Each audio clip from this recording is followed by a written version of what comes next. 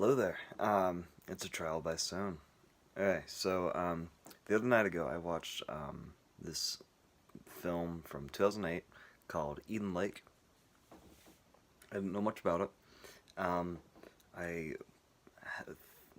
I heard through um, basically the horror community, and a few of YouTube videos that it was really, really disturbing, and it was similar to films like Joe Cornish's Attack the Block, in the way that it focuses on like the British youth and the hood, if you will, um, and yeah. So I didn't really know much about it other than that, and I watched it on Tubi the other day, and I gotta say, I really, really, really liked it. It was really good. It was directed by Tom Watkins, I think, and it stars Kelly Riley and Michael Fassbender, who is personally one of my favorite actors. I really, really love him in just about everything. In all the X-Men movies, even the bad ones, he's the best part of them. And but I really, really like him from Inglorious Bastards is awesome. I really want to see Hunger with him in it, and yeah, I really, really like Michael Fassbender. Anywho, um, yeah, so the plot of the movie follows Michael Fassbender and his girlfriend, Riley Kelly. Kelly Riley. Kelly Riley? Kelly Riley. I'm going to go with that. Michael Fassbender's girlfriend. They're going on vacation pretty much, and and they're British, and they go to this place called Eden Lake, which I think he knew when he was like a kid, and um, yeah, and they go there and they're going on vacation, and they end up meeting these British youths, multiple of youth, and they start causing trouble, and then it becomes pretty much the British youth versus the couple, and it is really cool. Is very, I'll say it. It's a very. I don't want to call it mean spirited because everything is looked at from a very tragic point of view. It really reminded me of Wes Craven's Last House on the Left in that way. That film looks at all the events that take place in a very, or at least I took it this way when I watched it. It looks at it from a very tragic point of view.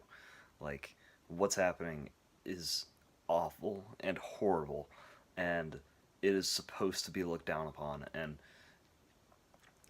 that's why it works so well, because you really, really feel for these characters, and you really, when they make a mistake that you know is a mistake, and they know is a mistake, but they still choose to do it, it just hurts so much more. It is so cool.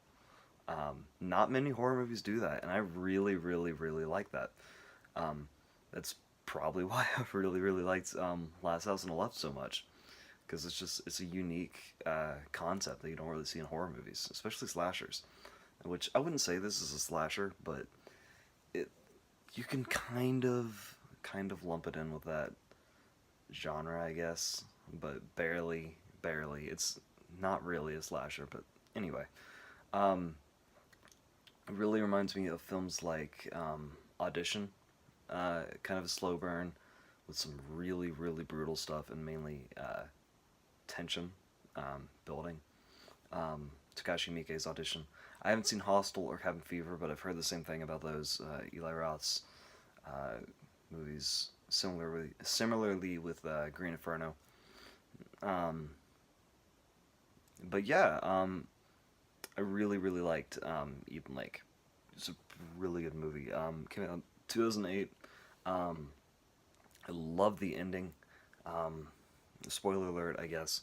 Specifically, I really love how the parents start to act like the evil teenagers did.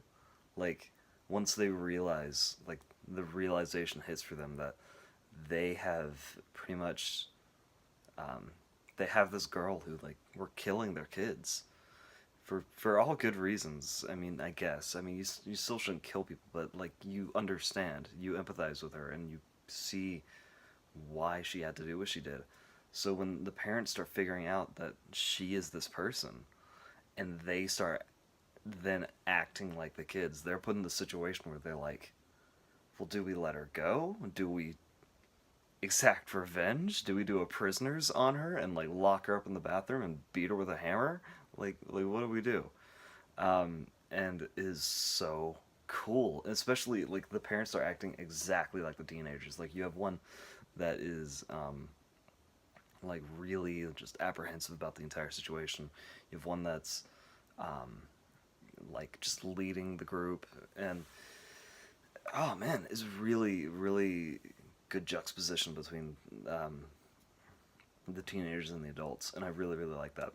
And I like the ending, how it leaves it kind of ambiguous. You don't really know what happens to the girl. And I was actually telling my brother the other day how I think just from a storytelling perspective, like if you're writing a story, I really don't think you should like set out to make a ambiguous ending, make a movie with an ambiguous ending, because it can be very dangerous and can really screw up your story.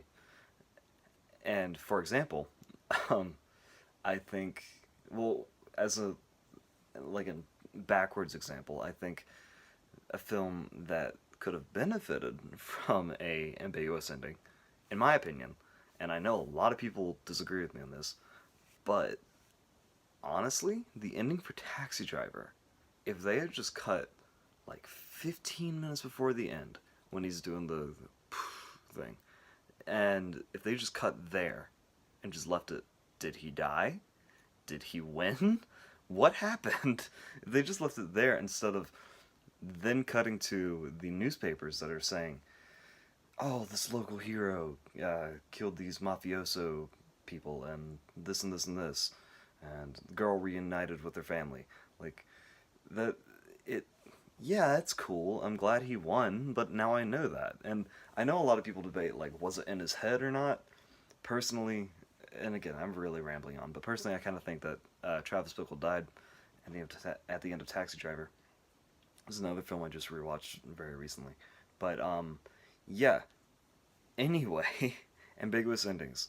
Um, I feel like with Eden Lake, it could have ended maybe like 5 minutes earlier. I didn't need that last little shot of the teenage boy, like looking in the mirror and like checking himself out and putting on the sunglasses. I kind of see what it's going for, with like with like a an American History X kind of thing, where like um, he's like, is he gonna become the new